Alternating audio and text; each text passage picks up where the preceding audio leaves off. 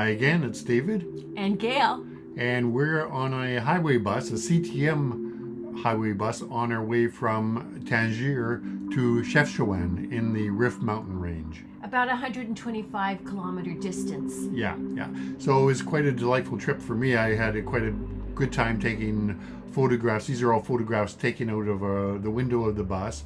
Meanwhile, Gail. Well, I don't do well in buses.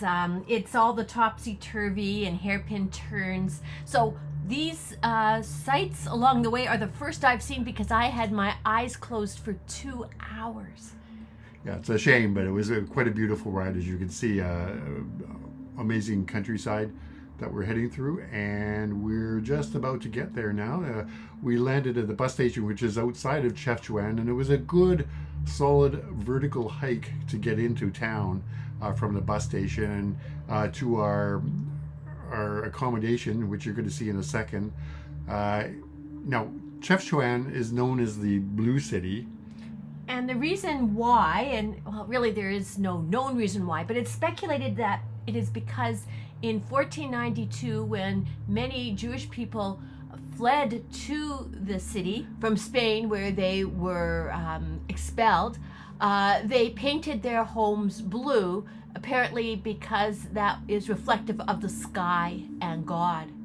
And right now you're looking at where we're staying. This is Dar Hannan. Quite another unique sighting. What you're seeing through the door there, that's actually our shower stall, all done in cast concrete. Now we're on just having a lunch. We arrived around noontime. We're having lunch at the Clock Café on the rooftop. This is a very famous cafe, and there's actually 2 other clock cafes elsewhere in Morocco. So right now we're looking at my camel burger. It's the first and last time you'll see me eating a camel burger. It's just something you have to do, I guess. I didn't. So now we're just spending a good part of the afternoon just wandering around the Blue City. This is actually the Medina of Chefchaouen, and Chefchaouen, by the way, means look at the peaks. But it's often abbreviated to just Chouan, which means peaks.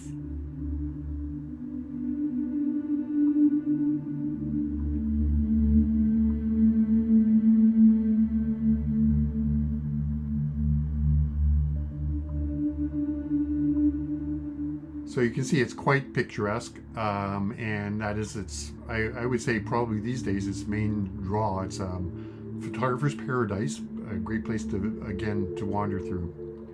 So we're just having a little supper at the end of the day at a small restaurant.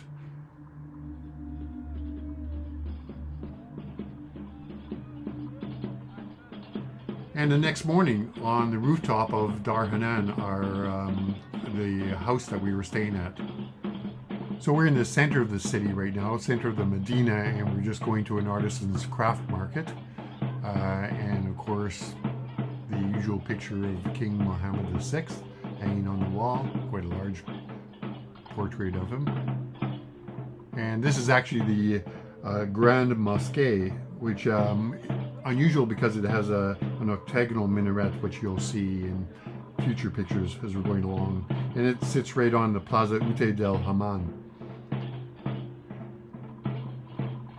Street performers everywhere. And here we are. We just wandered a little bit further on. We're just having a nice little lunch of crepes and fruit juices and coffee. The Medina is quite small. It sort of runs, I would say, along the slope of the Rift Mountain Range, so you can easily find your way through it. It's not hard to navigate. Just by pure gravity, you know that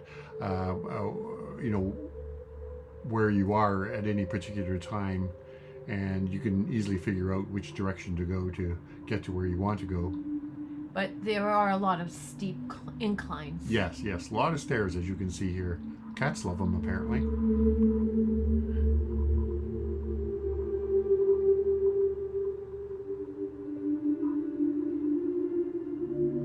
Again, it's a completely pedestrian place. You can see why. There's not just stairs, but all sorts of long steps and cobblestone paths, very narrow.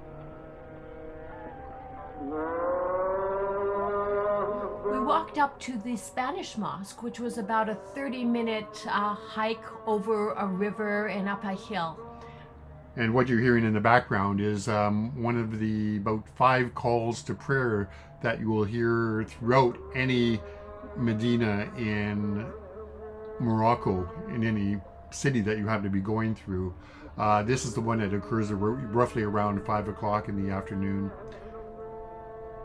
And it's quite charming because you'll hear one speaker from one minaret somewhere in the city, and then all the others will chime in, and sort of becomes this orchestrated sound. It's really quite delightful. And as you can see, a beautiful view from the Spanish Mosque. And we're just heading back down into the Medina now. You can see it's largely a place of just a scenery as opposed to major sites, for example. Just a wonderful place just to wander around. Really market space, I would say. Yeah. So here we are now. We're in the Kasbah, which is quite nice. A Kasbah is sort of like a fortified citadel, a fortified house. And this is right beside the Grand Mosquée that you saw earlier on. It has quite a nice Andalusian garden in the center of it. Oh, and there's the octagonal minaret on the Grand Mosquée. Yes, and it was founded in the 16th century, and the minaret is from the 17th century. And I think this is one last dinner. We're back at the Clock Café again. It was so good the first time we decided to go back, and they really do have quite good food, reliable food as well. And you'll see in future sessions that we visited all 3. all of the clock cafes around the country. Yes, it was that good. And they were a bit slow in giving us food, so they gave us complimentary dessert at the end. So they were very good business people as well as chefs in Chefchaouen. And with that tongue twister, we'll say goodnight. For tomorrow, we're off to Fez by another long bus ride. Twice as long.